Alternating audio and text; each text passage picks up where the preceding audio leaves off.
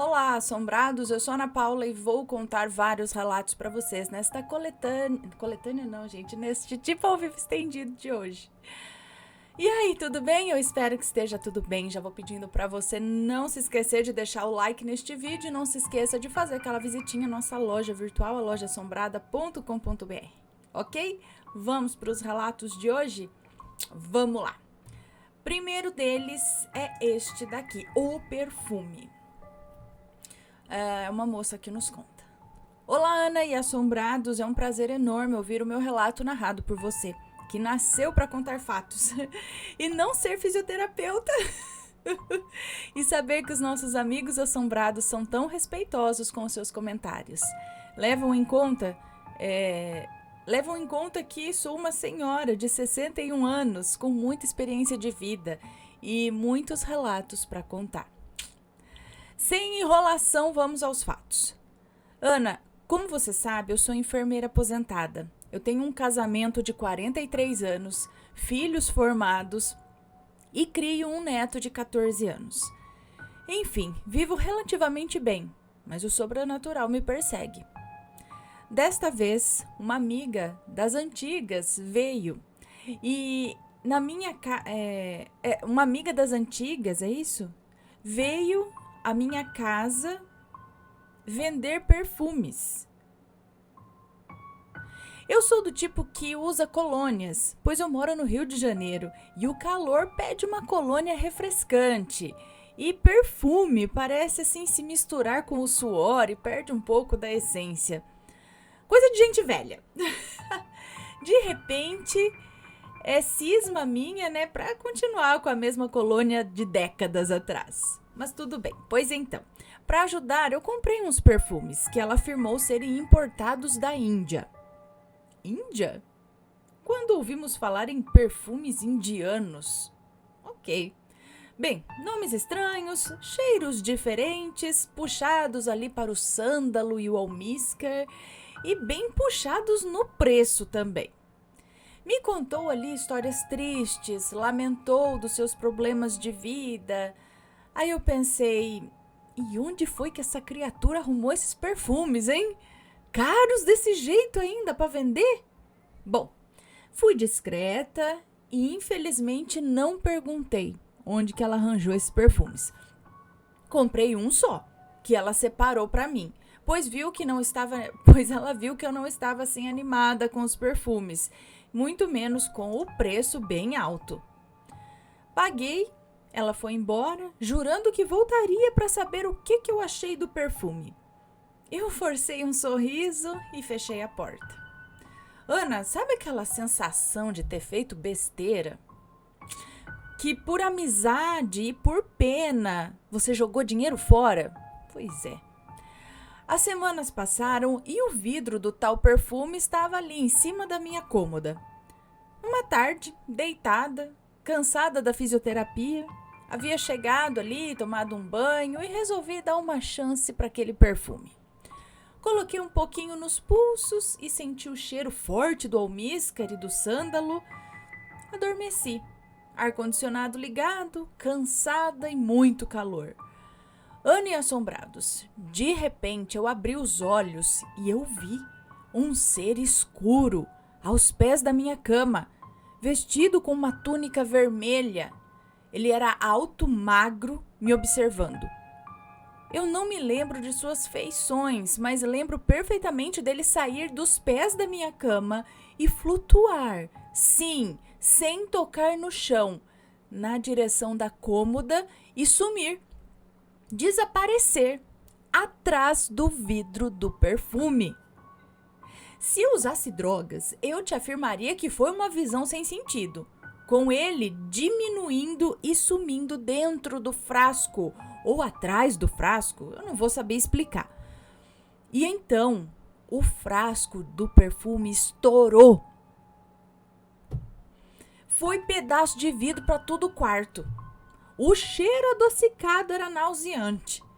Eu estava agora sentada, catatônica, sem entender o que havia acontecido, o que eu tinha acabado de presenciar ali, algo sem explicação. Ana, eu e meu marido dormimos na sala por vários dias. A janela do quarto ficava aberta e aquele cheiro não desaparecia. Era insuportavelmente forte. Achávamos cacos de vidro sempre que passávamos a vassoura no quarto. E um dia, meu marido achou a base do vidro que, mesmo quebrado, estava escrito Made in India. Liguei para essa amiga e relatei que, infelizmente, o meu perfume havia caído e quebrado. Ah, que pena, né? E entre um papo e outro, lembrando da estátua do cemitério lá que eu havia ganho, lembra? Eu lembro. É seu o relato? Só dando uma pincelada aqui no relato dela para quem não viu. Ela ganhou de uma amiga uma estátua. Linda! Aí ela colocou ali no canto da sala a estátua. Todo mundo que chegava lá elogiava. Falou, nossa, mas que estátua bonita, né? Eu ganhei. Só que começou a chegar um dia, a estátua tava num lugar que ela falou, mas eu não coloquei a estátua aqui. Mas tudo bem, né? Sou idosa, devo ter esquecido onde coloquei, tudo bem. Começou a ficar estranho o negócio, até que um dia ela viu essa estátua flutuando na porta do quarto, mas flutuando assim mesmo, assim, voando no meio do nada. E aí, se não me engano, ela caiu, quebrou no chão, espatifou, não sei o que aconteceu. Aí ela foi descobrir que a amiga que tinha dado comprou, eu acho que de uma outra mulher, que simplesmente pegava as coisas do cemitério e vendia para ganhar um dinheirinho, né? Já que ela morava do lado do cemitério. É essa história mais ou menos, tá? Então por isso que ela tá pincelando aqui, ó. Entre um papo e outro, lembrando da história lá da estátua do cemitério que eu ganhei, lembra, né? Então, ficar atenta às coisas, né? Aí eu perguntei.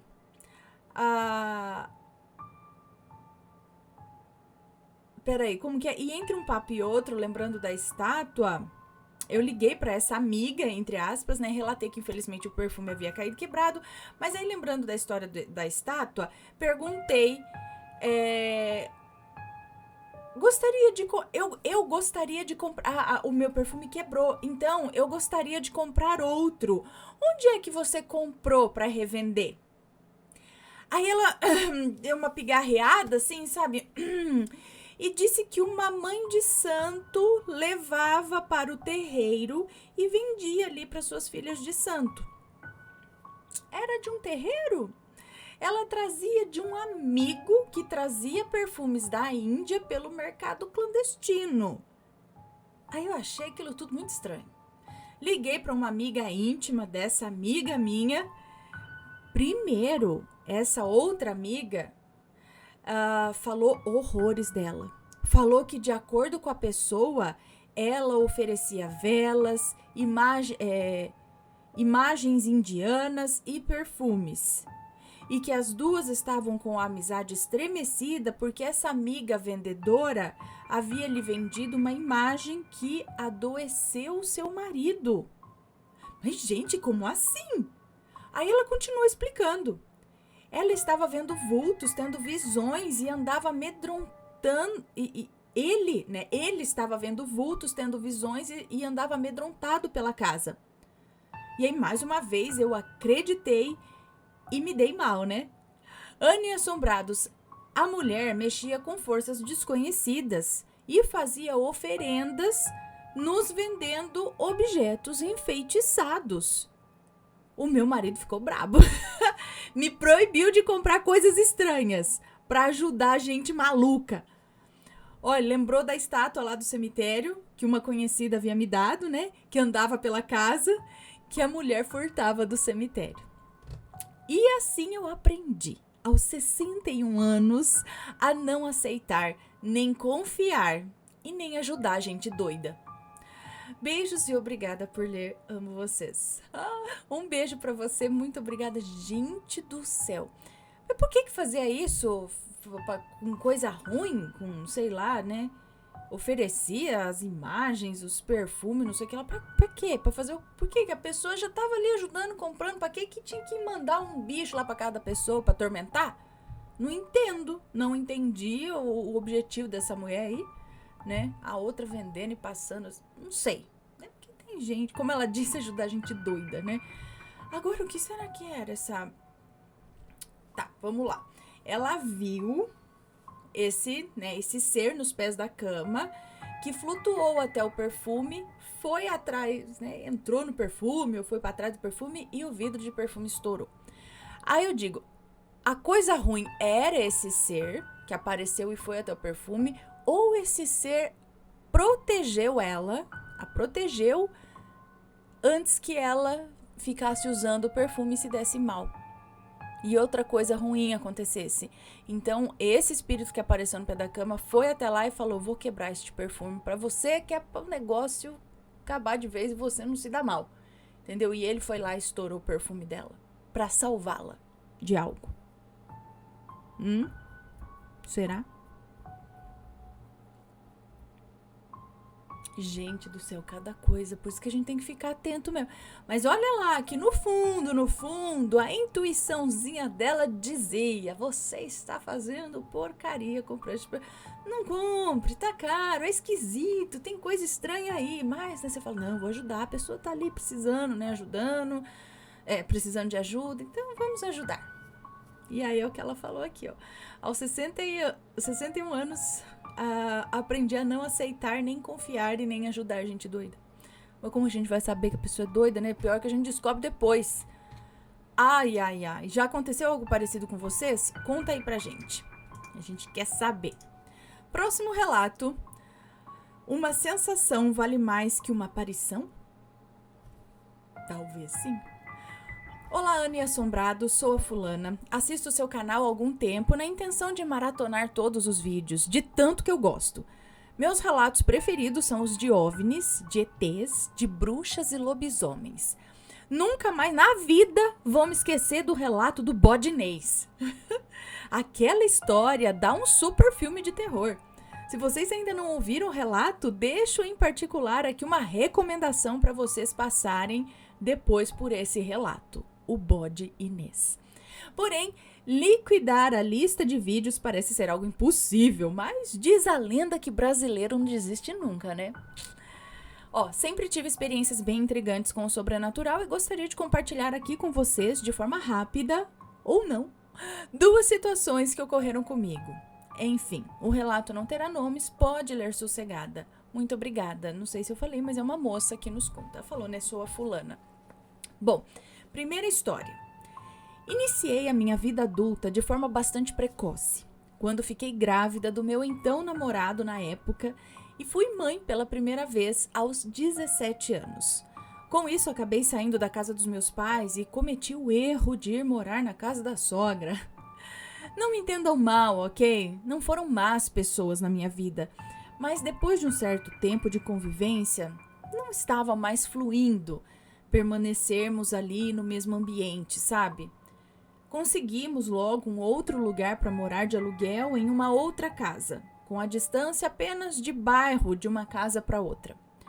A casa era bem espaçosa, tinha 3 cômodos separados em um quarto bem grande, uma sala conjugada com a cozinha e, por fim, banheiro dentro da casa. Ficava ao lado da cozinha. Banheiro dentro da casa ficava ao lado da cozinha. Essa casa ficava localizada nos fundos de um terreno que tinha no total 4 casas, contando com a que eu morei. Perdão.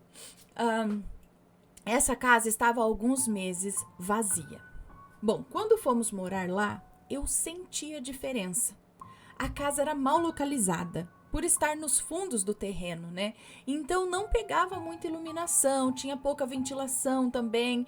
Acredito que pelo mesmo motivo era mais escura, tanto que algumas vezes eu tinha que deixar a luz acesa durante o dia.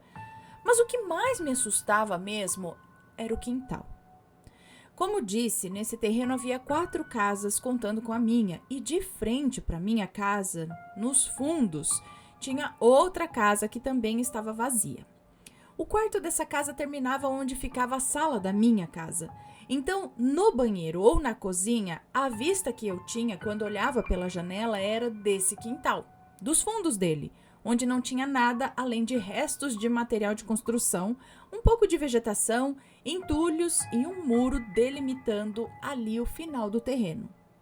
Nem deixava o meu filho brincar ali, pois eu não achava seguro. Como era só o meu namorado, meu filho e eu, Ficava sozinha ali a maior parte do tempo com o meu filho, já que o meu namorado passava o dia fora trabalhando. Eu não gostava de ficar sozinha nessa casa, porque eu me sentia sempre sendo observada por alguma coisa ou alguém na maior parte do tempo. Eu não sei como explicar isso em palavras, mas sabe quando você sente que tem alguém te observando o tempo todo? Então era bem assim que eu me sentia. Isso piorava ainda mais de noite.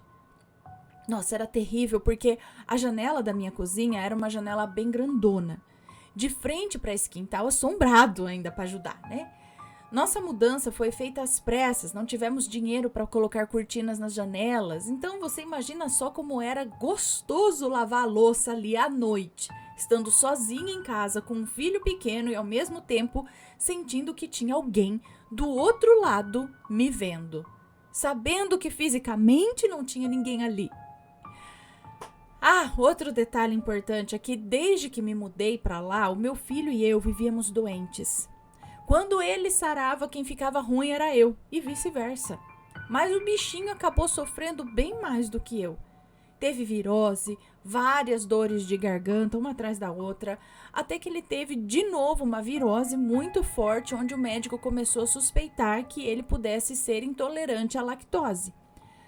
Nessa época eu vivia com ele no hospital. Era surreal de ver porque o meu filho sempre foi muito saudável. E eu, mesmo sendo mãe muito nova, cuidava muito bem dele. De repente, do nada, eu estava batendo ponto no pronto-socorro com ele. Até as coisas mais simples, como um resfriado, fazia com que fosse necessário levá-lo ao médico para que ele melhorasse.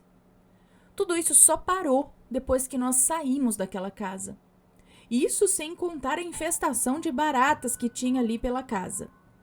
Daí você vai me dizer, pode ser pelos entulhos, né, do lado de fora. Sim, no começo até poderia ser. Mas depois de alguns dias lá, o meu namorado e eu fizemos uma boa limpa em tudo aquilo. Com a permissão do moço que alugava a casa, é claro.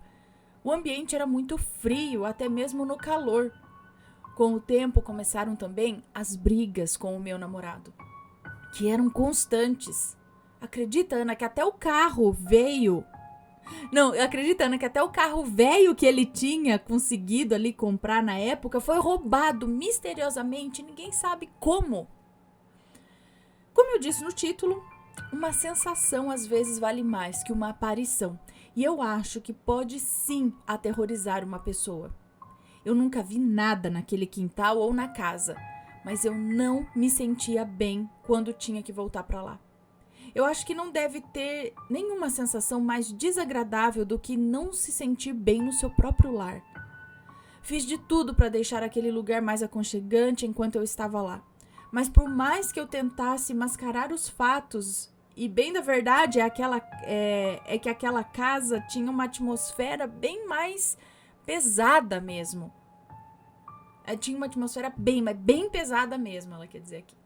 Devido aos vários problemas de saúde que meu filho vinha tendo, por pensarem que a casa pudesse ter algo a ver com esses problemas, a minha família, com o apoio da família do meu namorado na época, nos ajudaram a mudar de casa, alugando uma outra casa em um outro bairro, completamente diferente da casa anterior. Depois que nos mudamos, o meu filho sarou milagrosamente e eu nunca mais voltei lá naquela casa.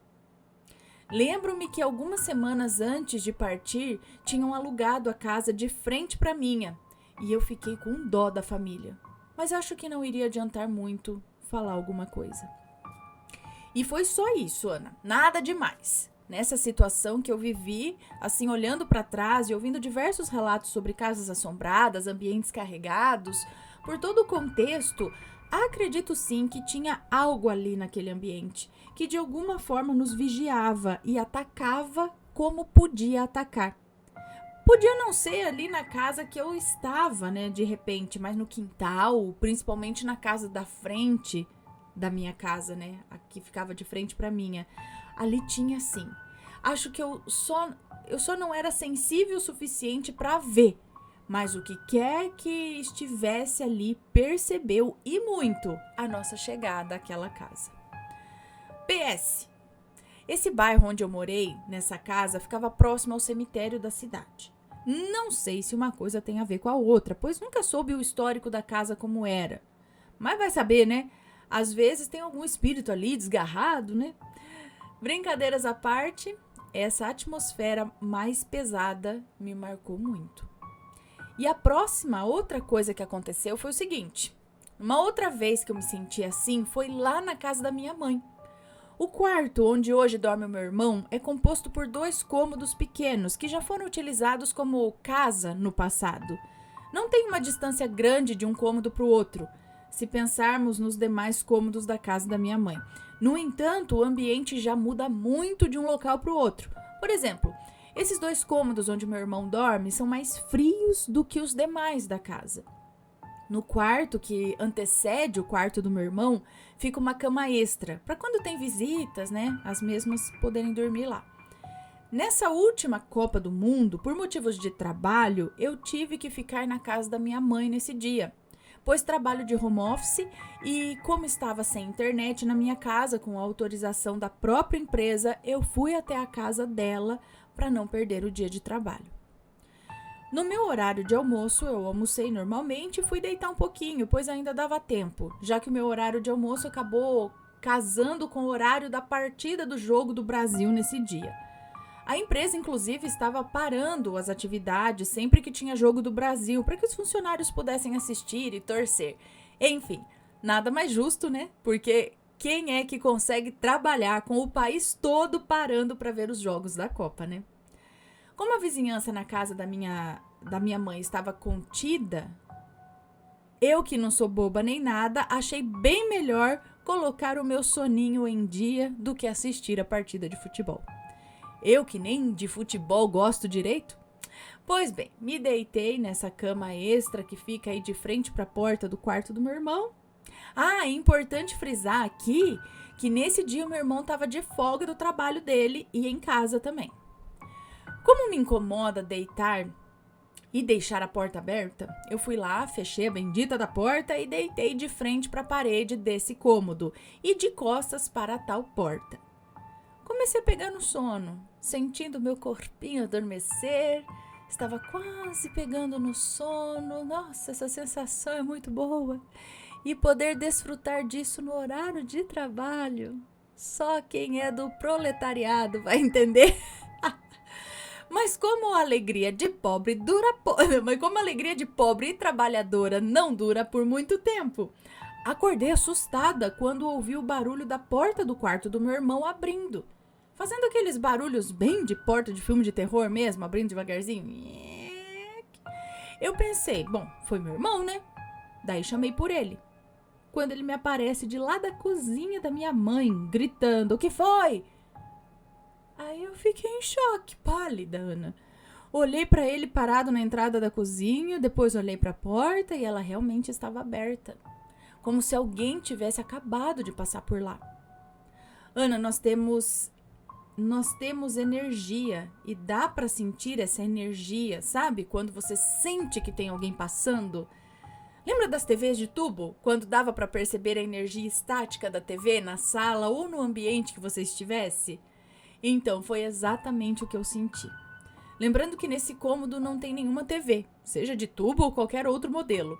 Mas eu juro, por esta luz que está me iluminando enquanto lhe escrevo, que eu senti como se tivesse alguém passando do meu lado, rente à cama enquanto estava deitada. Quase pegando no sono, enquanto eu estava deitada, quase pegando no sono, é isso? Mas como pensei que pudesse ser o meu irmão, eu não fiz nada. E nem me causou nenhum estranhamento ou reação de susto, porque justamente pensei que fosse uma pessoa mesmo. No caso, meu irmão, que estava passando por ali. Daí, logo em seguida, a porta abriu daquele jeito, né? E olha, foi tenso pra mim, porque eu já tenho um pezinho atrás com esse ambiente aí na casa da minha mãe. Nem preciso dizer que saí imediatamente dali, né? Não vi nada, graças a Deus. E que continue assim. Mas eu senti muito forte a presença de algo ou alguém naquele dia em específico. Nesse quarto misterioso, já passei por uma experiência sinistra quando eu era mais nova. Se for do agrado de vocês este relato, posso escrever mais vezes, contando sobre essa outra experiência que eu tive quando mais nova e também sobre outras situações que já me aconteceu, pois de fato eu tenho um pezinho no sobrenatural. Mas eu não quero pôr o corpo todo, não. Deixa lá só o pezinho mesmo. Desculpa se o relato ficou longo, eu gosto de escrever, mas não sei se manjo bem, por isso peço desculpas também quanto à gramática e a estrutura do texto. Mas enfim, espero que dê para apreciar de alguma forma. Está perfeito. Beijinhos para você, pros petzinhos, pros bebês vampiros e obrigada por me fazer companhia. Medo e por aguçar os meus pensamentos filosóficos sobre o mundo sobrenatural. Ana, parece mesmo que existe muito mais coisas entre o céu e a terra do que a nossa vã filosofia supõe, né? E vocês já sentiram algo assim, gente? Se sim, manda aí um relato pra eu não me sentir sozinha. Claro que já! Um beijo pra você. Eu sentia mais assim, eu acho que a gente, não sei, né? Mas assim, sim, eu entendo o que você tá falando. E eu acho que a época que eu mais senti isso foi na infância. Eu lembro de estar sentada na cama, enfim, em algum lugar assistindo TV e eu começava a sentir que tinha alguém atrás de mim. Isso ia ficando cada vez mais forte essa sensação de que tinha alguém chegando aqui atrás de mim, que uma hora eu não aguentava, eu saía correndo de lá e ia onde minha mãe tava, com medo, porque eu tinha, era uma certeza que tinha uma presença, que tinha alguém chegando. Eu não via nada, assim como você, nunca vi nada, mas já senti. Às vezes dormindo no quarto, não sei, parece que tem alguma coisa aqui. Aí você acende a luz do celular, com medo de ver também, porque a hora que você acende a luz do celular, já pensou se você aponta a luz do celular, tem um bicho lá? Aí lascou de vez. Mas não tem nada. Mas assim, principalmente você fica no escuro, você fala, meu Deus, aqui, eu estou sentindo negócio aqui. Aí a gente faz oração, a gente não vira as costas para aquilo, né? Você fala, não sei se eu viro de frente, não sei o que é pior, virar de frente pro bicho ou virar de costas pro bicho. Aí é melhor ficar de... não sei. Melhor sair do quarto, acender a luz, né?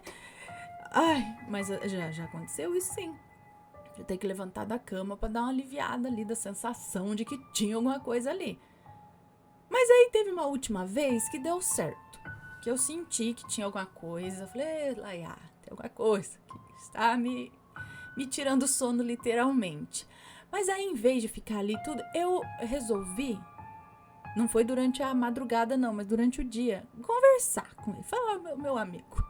Meu amigo, é o seguinte, assim, né? Se você precisa de ajuda, alguma coisa. Fiz uma oração ali por aquela possível alma que estivesse ali, porque eu não acreditei que fosse um demônio, alguma coisa, nada assim. Mas às vezes a presença de alguém que tá perdido, que não sei, por algum motivo ficou ali. Expliquei que, né? Não ia ser legal ali, que se encaminhasse, que fosse, que tem um lugar melhor, não sei. Fui falando, acendi um incenso e fiz ali uma oração por aquela alma, isso aqui, rapaz, né, que acabou, sumiu, não senti mais presença nenhuma no quarto. Mas assim, de tempo em tempo às vezes acontece, né, mas passa bastante tempo sem acontecer. O que eu quero dizer é que eu entendo o que você tá falando e muita gente que tá assistindo provavelmente entende também, que é o lance de você não ver, não ouvir nada, mas você sentir, né? Por exemplo, agora eu não sinto nada aqui. Você mesmo com a Anabelle, com os olhos regalados aqui olhando pra minha cara, não sinto, não tem nada. Eu acho. Pelo menos não tem nada incomodando.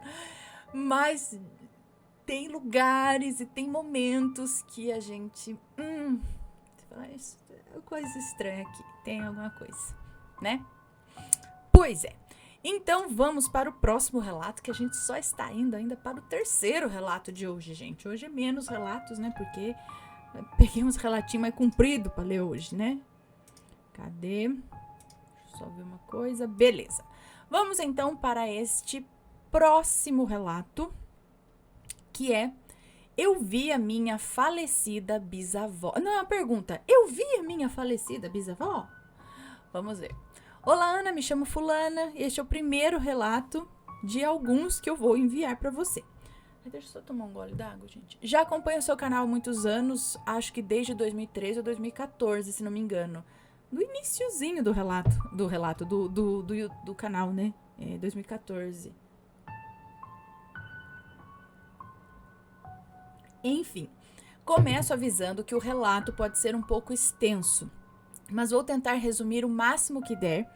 E vou dizer aqui também que não haverá nomes, então pode ler despreocupada. Ok, obrigada, vamos lá. Na época do ocorrido, eu devia ter uns 5 para 6 anos de idade. Lembro do dia como se fosse ontem, porque me marcou muito. No dia em questão, minha mãe me levou ao laboratório para que eu fizesse alguns exames de sangue. Na volta para casa, já me deixou na creche onde eu estudava. Na porta, avisou a senhora que trabalhava lá que eu não tinha me alimentado ainda, pois eu estava em jejum por conta dos exames que tinha feito. Então, me levaram ao refeitório, onde eu tomei um café da manhã.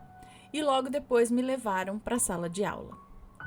Pouco tempo depois, informaram a minha professora que a minha mãe tinha ido me buscar. Aí eu fiquei confusa, porque não tinha dado o horário ainda de ir para casa, já que eu ficava o dia todo na creche. Me levaram até minha mãe e seguimos em direção à nossa casa, que ficava bem perto. Lembro de perguntar à minha mãe por que ela já tinha ido me buscar, né? E ela me respondeu dizendo que tinha acabado de saber que a minha bisavó havia falecido. Na época eu já entendia o que significava, porém, por ser uma criança, não senti tanto assim a perda. Chegamos em casa e fomos nos preparar para ir ao velório. Meus 2 irmãos mais velhos decidiram ficar em casa. Um na época tinha 12 anos e o outro por volta de 10 anos. Então fomos somente minha mãe, meu pai, minha irmã mais nova, que na época tinha uns 3 anos, e eu. Pegamos o ônibus e fomos para a roça, onde a minha avó e a minha bisavó moravam. As roças das duas ficavam uma de frente para a outra, com uma estrada de terra que passava no meio dos terrenos. Chegando lá, deixamos as nossas coisas na casa da minha avó e fomos para a casa da minha bisa, que ficava do outro lado da estrada, onde estava acontecendo o velório. Chegando lá, lembro de ver o caixão no meio da sala. Minha mãe me levou para perto para que eu pudesse vê-la, e eu a vi toda coberta de flores, ela usando o mesmo coque de sempre e o vestido branco com a gola de renda. Depois disso, a minha mãe pediu que eu levasse a minha irmã para o terreno ali na frente da casa para a gente brincar com os nossos primos que estavam do lado de fora, e assim eu fiz. Nesse terreno, em volta da casa da minha bisavó, havia muitas árvores frutíferas, plantas com vários tipos de flores, e uma delas era o hibisco rosa. Peguei um hibisco e decidi colocar no caixão, como uma forma de homenagear a minha bisa falecida. Entrei na sala e consegui colocar dentro do caixão, na beirada, assim, perto do rosto dela. Pois bem, chegou o horário do enterro, já no final da tarde, e havia um ônibus que levaria quem quisesse acompanhar o enterro, que seria numa cidade vizinha. Somente o meu pai foi, juntamente com o restante do pessoal. Eu, minha mãe e minha irmã fomos para a casa da minha avó, com ela, para lhe fazer companhia, já que ela não quis acompanhar o enterro. Depois que todos voltaram e jantaram, a minha avó chamou minha tia e o meu tio, que ainda moravam com ela, para dizer que os dois deviam ir dormir na casa da minha bisa aquela noite, para que a casa não ficasse sozinha no primeiro dia após o falecimento dela. E porque precisavam de espaço também para que eu e minha família pudéssemos dormir. Lembro de ouvir o meu tio reclamar que não ia de jeito nenhum, pois tinha medo de ver alguma coisa lá, já que a minha bisa faleceu em casa, né? Minha avó, já perdendo a paciência, disse que iriam sim, e ai dele se desobedecesse. Ele foi com a minha tia, resmungando, mas foi. Naquela época ainda não havia iluminação nos postes de energia, então na entrada era um breu sinistro. E aí rapidinho eles sumiram ali na escuridão. Pois bem, deu o horário de dormir e ficamos no quarto, que era um dos meus tios. De um lado do quarto havia uma beliche e do outro uma cama de solteiro. Meus pais ficaram na beliche, minha mãe na cama de baixo, meu pai na cama de cima. Eu e minha irmã ficamos na caminha de solteiro. Eu com a cabeça perto da porta e minha irmã virada para os pés da cama. Naquela época não havia portas nos quartos e sim cortinas no lugar. Ao fechar todas as portas, e a da frente, a dos fundos, né? E as janelas também, o meu avô deixou somente a luz da varanda acesa, para caso, se algum dos meus tios precisasse voltar em casa no meio da noite, eles teriam uma luz para se situar ali no escuro. Lembro de ouvir a minha avó chorando no quarto ao lado e me senti triste com aquilo. Eu não estava conseguindo dormir quando, de repente, a cortina que ficava na porta do nosso quarto começou a balançar, para frente e para trás, como se houvesse algum vento empurrando. Porém, todas as janelas e portas estavam fechadas. Como haveria vento para balançar a cortina daquele jeito? E não dava para ouvir barulho de vento do lado de fora da casa. Como a casa não era forrada, dava para ver um pouco da luz que estava ligada, que estava acesa ali do lado de fora, que era daquelas luzes amarelas. Porém, a luz começou a ficar num tom azulado e um pouco mais forte vindo da sala em frente ao quarto. Lembro de pensar que eu não ouvi ninguém levantar para abrir nenhuma porta ou ligar a TV para explicar o que estava acontecendo. Até que eu vi alguém chamar o meu nome. Com a luz indireta, eu consegui ver o rosto da minha mãe na cama ao lado e vi que ela estava dormindo. Então não foi ela que tinha me chamado. Fechei os olhos e ouvi novamente a voz me chamando. Dessa vez soube de onde aquela voz vinha e olhei em direção à cortina. Nesse momento a cortina subiu e lá estava ela, a minha bisavó. Ela estava de pé perto da porta com o vestido branco, coque alto, segurando a flor que eu havia colocado no caixão. Cobri minha cabeça com lençol e comecei a chorar.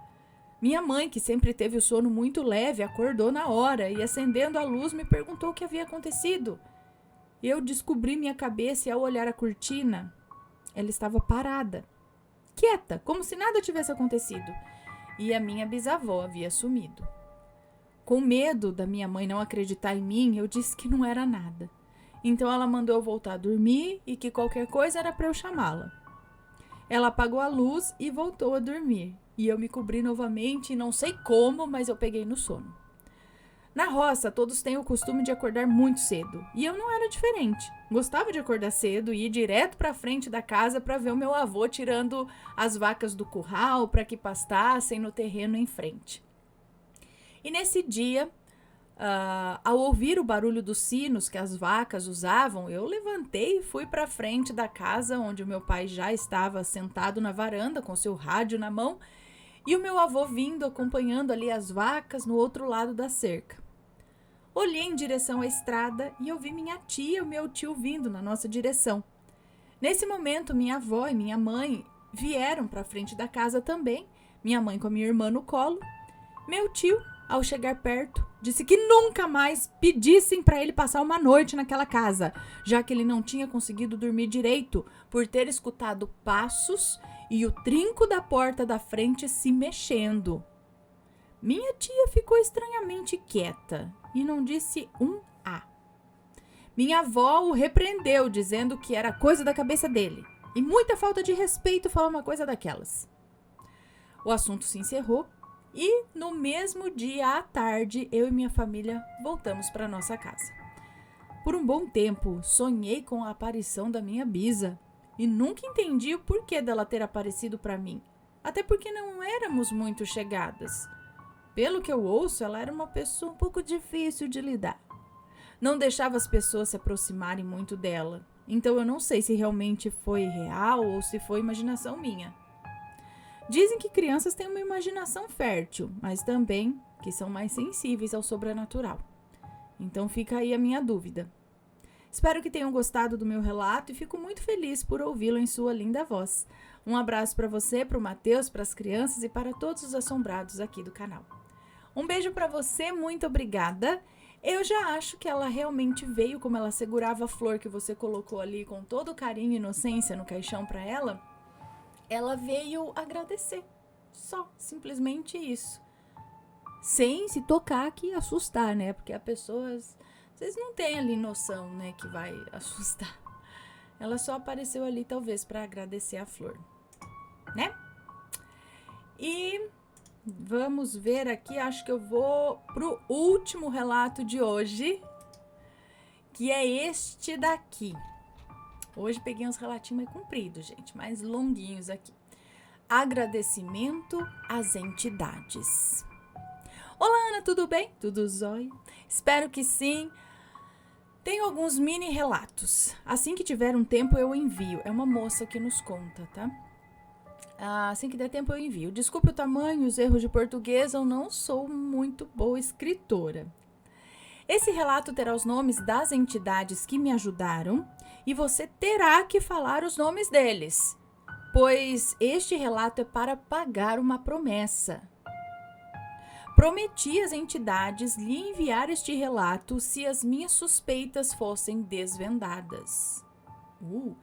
Para os outros, já deixei na incógnita ou sem identificação. Porém, de um jeito fácil de entender. Ok, os outros nomes estão trocados, mas os das entidades tem que falar mesmo. Ok. Me chamo Fulanique. Para diferenciar das fulanas, eu tenho 45 anos, sou uma jovem que trabalha na área da saúde e cuidando exclusivamente de idosos há 15 anos, sendo em hospitais, casas de repouso ou em casa, home care. Já passei por todo tipo de situação com os idosos. Aqueles que xingam, aqueles que gritam sem motivo, aqueles que gritam por medo ou dor e aqueles que, ao avançar da idade, se calam. Hoje trabalho em uma casa, cuidando de uma paciente acamada, com Alzheimer e delicada, de 94 anos, no sistema particular. Quando iniciei o meu trabalho com essa paciente, ela era lúcida e caminhava. Seu marido era vivo e suas filhas, que não moravam com ela, a visitavam periodicamente, pois tem uma filha que mora com ela. Com o passar do tempo, a paciente sofreu algumas intercorrências que a levaram a ficar acamada. Para tanto, houve a necessidade de se contratar mais cuidadoras, e cuidadoras entre aspas. Pessoal especializado em dispositivos como sonda nasointeral e sonda vesical. No início das contratações, havia boas pessoas. Algumas desistiram por ser um trabalho bem pesado e algumas foram mandadas embora, pois o serviço que prestavam era péssimo. Nesse meio tempo, coisas estranhas começaram a surgir. A paciente via um homem grande, de cor, e com um cachorro grande na porta do banheiro, que fica em frente à cama. Falava também de uma criança brincando perto, e eu fui pesquisar sobre esse assunto. As entidades que ela via eram os erês, entidades que se apresentam como crianças, e a outra entidade que tem um cachorro pode ser Ogum e ou Omulu. A paciente tem um histórico de ver coisas que iam acontecer em sonhos. Eu também sou um tipo de bruxa, mais ligada a Gaia, deusa geradora ou mãe terra. Mas nessa ocasião em específico fui estudar sobre a Umbanda, pois se aquelas entidades estavam se apresentando assim, devia ter algo sério acontecendo que eu não estava vendo. Um adendo aqui. Eu sou o tipo de cuidadora neurótica, perfeccionista, com toque para limpeza e organização, o que me torna uma gerente muito chata. Mas eu estava desconfiada que alguns medicamentos, como o antibiótico e o do colesterol, estavam sobrando. E outros medicamentos para acalmar e os de febre e dor que deixam a paciente dormindo o tempo todo, estavam acabando muito rápido. Como também o crescimento de uma bactéria na bexiga da paciente, que é sensível ao antibiótico que ela tomava. Sangue na urina e fezes sempre depois da minha folga. Eu vou espirrar aqui, peraí, gente. Sim! Continuando. Por esse motivo, comecei a contar e marcar o lote de cada cartela de medicamento ao abrir e fotografar toda a medicação, além de contar as alimentações enterais, que é a alimentação líquida para pacientes que perderam a capacidade de se alimentar. Antes de sair de folga, eu fazia isso. Nesse momento, antes do meu dia de folga, também montei um altar.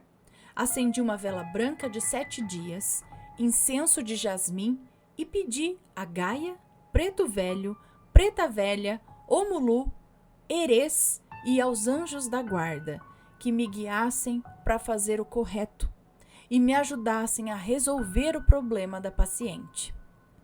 Pedi do fundo do meu coração que ajudassem as cuidadoras que não estavam cumprindo com o dever, que melhorassem e vissem que a paciente não merece ser tratada dessa forma, com desdém, sem o devido cuidado ao movimentá-la, pois sempre que voltava da minha folga, a paciente estava cheia de marcas roxas pelo corpo, assaduras e com dor ou muitos gases, que também pode causar muito desconforto. Pois bem, Ana, toda a minha oração resultou em respostas para tudo que eu tinha suspeita.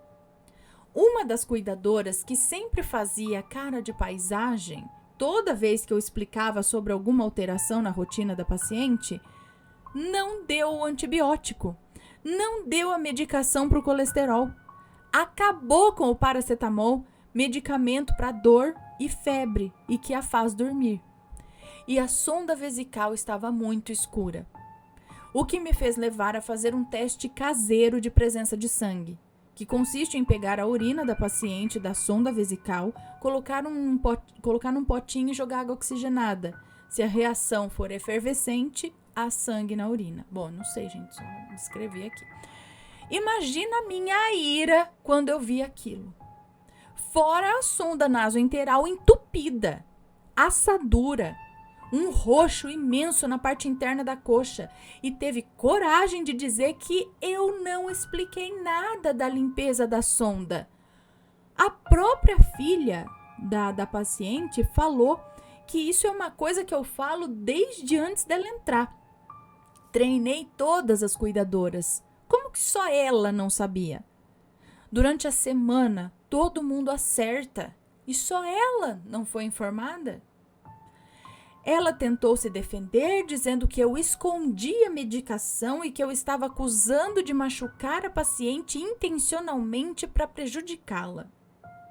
Bom, no fim, a filha sabia, né? E acompanhava o treinamento.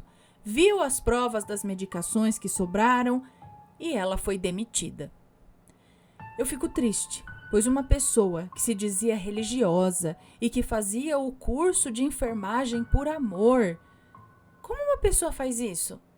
Eu não tenho nenhum preconceito com nenhuma religião, mas eu não gosto dessas pessoas que gostam de fazer pouco caso das outras pessoas que não seguem a mesma religião. Gostam também de se achar melhores que os outros e mais sábios. Eu vou te falar, sabia tanto, né, que só fez besteira. Era tão superior que não admitiu os erros e ainda fez mal a um outro ser humano totalmente indefeso. E é isso, Ana. Vou organizar melhor os outros relatos e te envio. Muito obrigada a todos por ouvir o meu desabafo. Agradeço às entidades, anjos e a deusa que me ajudaram a... muito obrigada a todos por ouvir o meu desabafo. Agradeço às entidades, aos anjos e à deusa que me ajudaram. E vamos dar um like no vídeo, visitar a Loja Assombrada e eu vou ter prazer em ler os comentários das pessoas. Que sejam todos com respeito, certo? E, gente, então, pior que é triste, né? De ver que... Cadê o relato aqui pra eu... Só para eu anotar aqui que eu já li, para não ficar perdida. Aí. É triste, né, ver que você tá ali se propondo a cuidar, ajudar ali uma pessoa e lidar assim.